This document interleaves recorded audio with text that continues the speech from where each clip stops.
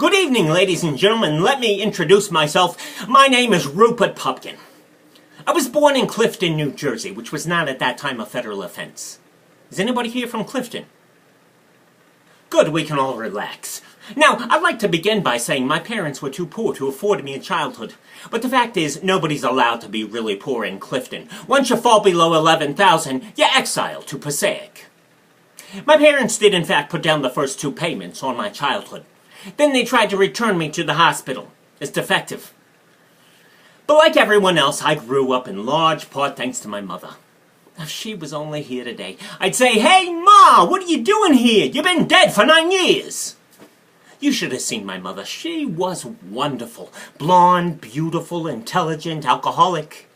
We used to drink milk together after school. Mine was homogenized. Hers was loaded. Once they picked her up for speeding, they clocked her doing 50 in our garage. When they tested her, they found her alcohol was 2% blood. Then they took away her license, and she died shortly afterwards. We used to joke together, Mom and me, until the tears would stream down her face and she'd throw up. And who would clean it up? Not Dad. He was too busy down at O'Grady's throwing up on his own.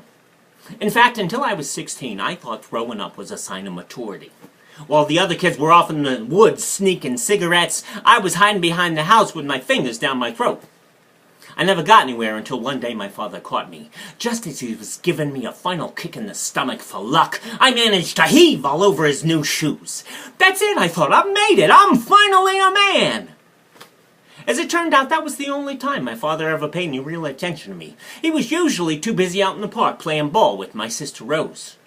And today, thanks to those many hours of practice, my sister Rose has grown into a fine man.